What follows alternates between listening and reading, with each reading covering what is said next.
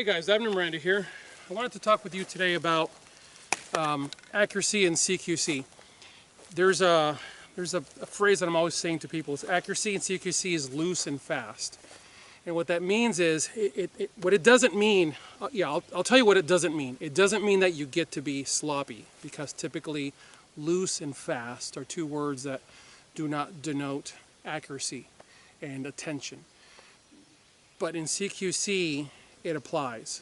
In CQC, you do have to be accurate, but the accuracy at this distance from a bad guy is not as important as the accuracy even twice this distance. This right here is maybe 15 feet, something like that. I'm not quite sure. This position here is essentially coming up on a corner, coming around a corner, and there is your threat right there. For those of you that are my brother officers, this is that long hallway that you find, the long narrow hallway that you find in a trailer. You come around from the living room area and you come around that corner, and literally mere feet where that little cutout nook is for the washer and dryer, and this guy's standing in the doorway of that back bedroom with a weapon in his hand. Here is where you are. Here is where you find yourself. That's the only period of time you're going to have. All three of those really are major fight stopper hits. The notation that I made in my phone for this video was, if you have a Glock with an RMR on it, you're set. Remember that accuracy in CQC is loose and fast. However, your target acquisition has to be sure, meaning you cannot struggle to find your optic. The one consistent thing that I've heard from many people is that handguns with RMRs on them create, in fact, right now as I'm bringing this up to, there it is right there, I have to slew the gun around. And typically what people will tell you is, if you have an RMR, you focus on your rear and your front, and by finding the rear and the front, you're going to find your dot, because your dot's going to rest down on your front sight post. Well, when you're talking about this type of environment where you're so close, it's basically you and I this distance, and you're so close to that threat, the last thing you want is to be in a position where you come around that corner and there he is, right there, and you snap your weapon out. Because remember, psychologically, we want to find our sights, whether it be sights or optic. We want to find our point of reference, and we burn precious time trying to find that. Whereas if you've had the benefit of training at Rogers Range, and I have, it's instinctual shooting. It's point shooting, not in the cowboy point shooting, but basically it's what Delta does. Delta focuses on the threat, the eyes and the threat, and the weapon bisects that visual line, and they bring the weapon up and they focus on the threat and they take the threat out. Remember, if Delta shows up, everybody's dying. Okay, that's what Delta does. They don't take prisoners. It's not what they're about. They're about taking down aircraft, taking down vehicles. So this is the environment in which people like that operate in.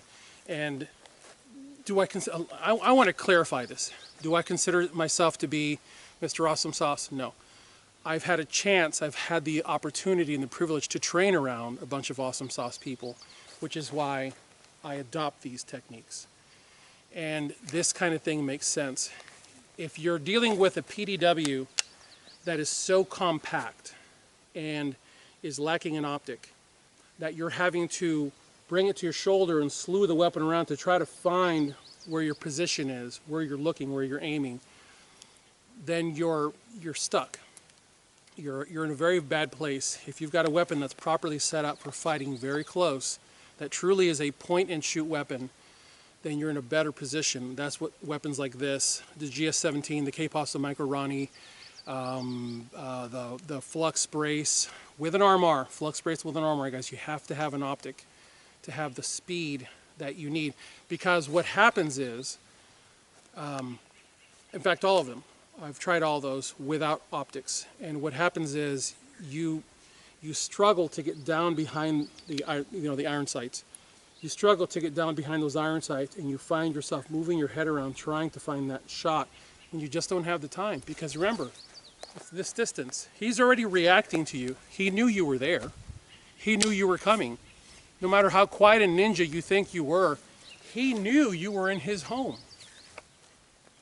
So it's already against you. Obviously, I'm talking to the cops when I say that statement, but you're talking about a person who's a predator, who is hunting you in a parking garage. And when I say hunting, I'm talking about a guy who says, tonight I'm getting a car. Tonight I'm getting cash. Tonight I'm getting a girl. And he's a predator and he's hunting somebody, whether it be blood or body that he's after. He wants something. So he's hunting you.